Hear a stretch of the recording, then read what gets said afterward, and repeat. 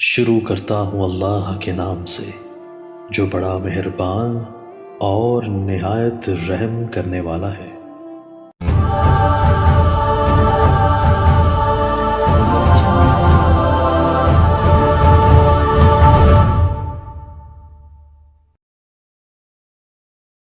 اگر عورت کئی عمرے کرے، ہر دفعہ پورے بال انتہا پہ لے کے ایک پور کے برابر کاٹ لے۔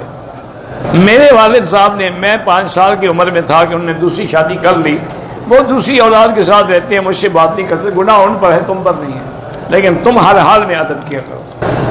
ہر نماز کے بعد مدینہ پاک میں صلاۃ و سلام جا کے نہیں پڑھنے چاہیے۔ ادب کا تقاضا یہ ہے کہ جاتے ہوئے پڑھیں، پھر واپس آتے ہوئے پڑھیں، آگے پیچھے جتنا دیر اللہ ٹائم دے درود شریف پڑھیں۔ پاکستان میں دوسری شادی کرنا گناہ سمجھا جاتا ہے، گناہ شریعت میں تو اللہ نے 4 کی جا دی ہے، اگر لوگوں میں یہ رسمیں ہیں تو ہندو تہذیب کا اثر ہے، اللہ ہدایت دے۔ گناہ کر کے آدمی یہ کہ اللہ معاف کرنے والا ہے، یہ تو پھر فرعون بن جائے گا۔ ڈرو اللہ سے، معاف کرنے کا موقع ہی نہ ملے، پہلے مر جاؤ تو پھر کیا ہوگا۔ بہرحال جو آدمی اللہ کے سوا کسی غیب کو، دوسرے کو سمجھے کہ اس کو علم غیب ہے، کہ وہ لوگ پیروں کے پاس جاتے ہیں، وہ بتاتے ہیں کہ آپ کی چوری فلانے کے، بالکل یہ غلط بات ہے، کسی کو پتہ نہیں ہے، علم غیب صرف اللہ کو پتہ ہے۔ میرے ایک دوست نے ایک عورت کے 2000 روپے چوری کیے تھے، وہ عورت فوت ہو گئی، تو آپ اس کے وارث جو ہوں، اولاد جو ان کو دے دو۔ میری والدہ کی عمر 73 سال ہے، اس کو صورت یاد نہیں ہوتی، جو بھی آتا ہے پڑھتی رہے، نہ بھی آئے بس پڑھتی رہے، اللہ قبول کرے گا۔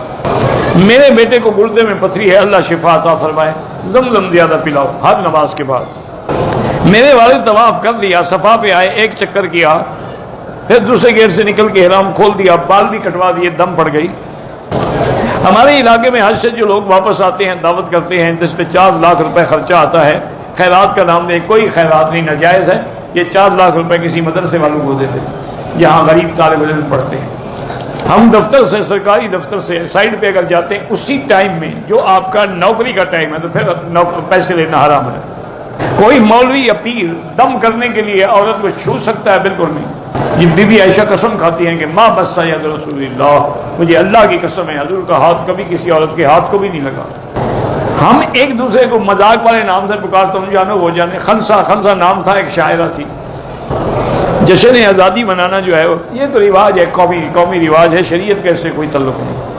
عیدین کی نماز کے بعد حضور صلی اللہ علیہ وسلم سے دعا ثابت نہیں ہے، ویسے بھی عید کے خطبے میں دعا ہوتی ہے۔ مدینہ پاک چلنے سے پہلے میری بیوی کو حیض آ گیا، عمرہ نہیں ہوا، بہرحال اب پاک ہو کے عمرہ بھی کرے اور دم بھی دے، ورنہ اسی حالت میں نیت کر کے آ جاتی، بیٹھی رہتی، جب پاک ہوتی عمرہ کر لیتی۔ میں نماز پڑھتا ہوں، وسوسے آتے ہیں، جب اللہ نے معاف کیا ہے تو کیا ضرورت ہے فکر کرنے کی، وسوسے آتے اسی کو ہیں جو مومن ہوتا ہے۔ بہرحال میری بیوی نے کہا کہ ہوٹل میں بال کاٹ لوں گی، بھول گئی، 1 گھنٹے کے بعد کاٹے، کوئی حرج نہیں۔ میری بیوی کی ماں بڑی دخل اندازی کرتی ہے، میں اپنی بیوی کو ڈانٹتا ہوں تو اس کو گھر بٹھا لیتی ہے، اللہ سے دعا مانگو اللہ اس کو ہدایت دے، اور ہم کیا کر سکتے ہیں؟ جب تم اپنی ساس کو ٹھیک نہیں کر سکے تو مولوی مکی کیا کرے گا؟ جو لوگ زندہ ہیں ان کو بھی آپ طواف کر کے ثواب دے سکتے ہیں۔ جماعت میں شامل ہونے کے لیے 3 صفوں کا فاصلہ بھی نہیں ہونا چاہیے، 1 صف کا ہو۔ ایک ہے نماز ہو جانا، ایک ہے اجر ثواب، وہ کم ملتا ہے۔ نماز تو ہو جاتی ہے، چاہے اگلی صفیں نظر آ رہی ہیں، اب جو دوسری منزل پہ پڑھ رہے ہیں تو وہ تو نیچے والی صفوں کو دیکھ رہے ہیں، تو نماز تو ان کی بھی ہو جاتی ہے۔ آب زمزم بیٹھ کے پیا کریں، کھڑے ہو کے پئیں تو جائز ہے۔ بہرحال مکے میں 10 دن ہے، پھر نماز قصر پڑھیں گے۔ ہم مدینے میں 15 دن ٹھہرے، 15 دن کے بعد میقات سے احرام باندھ کے مکے میں عمرہ کیا۔ بہرحال آپ کا پکا بڑا عمرہ ہے، مدینہ بھی میقات ہے، وہ بھی بڑا عمرہ ہے۔ 3 سال کے بچے کو عمرے کے لیے ساتھ لائیں، ٹھیک ہے، اٹھا کے ساتھ رکھیں، بہتر یہ ہوتا ہے کہ اس کی نیت بھی کر دیا گیا، نہ کریں کوئی گناہ نہیں ہے۔ میرے بھائی نے قرآن یاد کیا، پھر درس نظامی بھی کیا، اب بگڑ گیا ہے، اللہ سے 2 رکعت پڑھ کے ہدایت کی دعا کیا کرو۔ میں حرم میں کام کرتا ہوں، نفع کمانے کے لیے سگریٹ بیچ سکتا ہوں، حرام ہے سگریٹ بیچنا۔ ایک آدمی پہلی بار ملک سے سعودی عرب آیا، جدے 1 مہینہ قیام کیا کام میں، اب پہلا عمرہ کرنا چاہتا ہے، تو ٹھیک ہے جدے سے مدینہ شریف چلا جائے، بہتر ہے کہ میقات کا عمرہ کر لے، ورنہ وہ جدے سے بھی کر سکتا ہے لیکن وہ میقات کا نہیں ہوگا۔ بہرحال داڑھی جو کٹواتے ہیں ان کو ادب کرنا چاہیے، صلاۃ والسلام پڑھنے جائیں تو بہتر ہے کہ دور کھڑے ہو کے پڑھیں۔ قاری صاحب نے 4 رکعت والی نماز میں 2 کے بعد کھڑا ہو گیا، اگر سیدھا صاحب کیا تو نماز ٹھیک ہو گئی۔ میرا بیٹا 4 سال کا ہے، دیر سے بولتے اللہ پاک اس کو شفا دے، زمزم پلا کے دعا کرو۔ کہتے کہ آپ کے جو ساتھی آپ کا بیان ریکارڈ کرتے ہیں تو کبھی کبھی ایسا بھی ہوتا ہے کہ آخر میں اذان ہو جاتی ہے، تو اذان بھی اگر ساتھ میں ریکارڈ کر دیا کریں تو اچھی بات ہے کہ بہت سارے لوگوں کو حرم کی اذان سننی نصیب ہو جائے گی۔ اللہ تمام مسلمانوں پہ رحم فرمائے۔ عمرے کے لیے طواف الوداع نہیں ہوتا، وتر 3 رکعتیں پڑھنی ہے جیسے مغرب کی نماز پڑھتے ہو۔ نماز کے بعد جو سنتیں ہیں مسافر میں معاف ہے، لیکن پڑھو تو ثواب ہے۔ خالہ کا انتقال ہو گیا، ان کے شوہر، یہ جو نکاح طلاق کے مسئلے ہیں نا، مقامی علماء سے پوچھا کرو۔ عمرے کے دوران عمرے سے فارغ ہو کے میاں بیوی مل سکتے ہیں؟ کیوں نہیں مل سکتے؟ بیوی ہے اس کی۔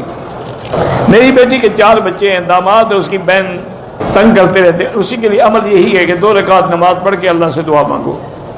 میں اپنی منگنی کے لیے راضی نہیں، گھر والے زبردستی کرتے ہیں، بہتر علاج ہے میرا بیٹا استخارہ کر لو، 1 رات 2 راتیں 3 راتیں، خیر ہوگی تو کام ہو جائے گا، شر ہوگا تو خود بخود ٹل جائے گا۔ میرے بیٹے نے پڑھنا چھوڑ دیا، 2 رکعت پڑھ کے دعا مانگا کریں، کاروبار میں پریشانی ہے استغفار زیادہ کیا کریں، نماز کے دوران جو وسوسے سے آتے ہیں وہ معاف ہیں۔ بیت اللہ میں غیر ضروری فلمیں بنانا جائز نہیں ہے، عورت بھی جنازہ پڑھ سکتی ہے۔ صفا مروہ کے چکروں سے دم پڑ گیا، کیوں دم پڑ گیا؟ صفا مروہ نہیں کیا تو دم پڑ گیا، اگر کیا ہے تو پھر تو کوئی دم نہیں، اگر صفا مروہ نہ کریں تو چونکہ واجب ہے اس لیے دم پڑ گیا۔ بھائی یہ چھوٹے بڑی والی بات جو ہے نا، یہ لوگوں نے بنائی ہوئی ہے۔ مسجد عائشہ چونکہ قریب ہے تو لہٰذا یہ چھوٹا ہو گیا، اور جیرانہ دور ہے تو بڑا ہو گیا، اور مدینہ سے اس سے دور ہے تو اور بہت بڑا ہو گیا۔ یہ تو لوگوں نے باتیں بنائی، عمرہ ہے مسجد عائشہ سے ہو جیرانہ سے ہو۔ طواف کرتے وقت اگر چکر بھول جائے بس اللہ معاف کرے، کوشش کرو۔ آج کل تو وہ 7 تسبیح کے 7 دانوں کی ایک چھوٹی سی تسبیح بنی ہے، آدمی انگلی میں ایک دانہ گنتا رہتا ہے اگر بھولنے کی عادت ہے۔ اگر ہمیں دعائے قنوت وطر میں نہ آتی ہو تو جو دعا آتی ہے وہ پڑھتے رہو۔ احرام کی حالت میں خانہ کعبہ کو بوسہ نہ دے دیا تو اللہ معاف کرے، وہ تو اس لیے ہے کہ کوئی عطر نہ لگ جائے آپ کو۔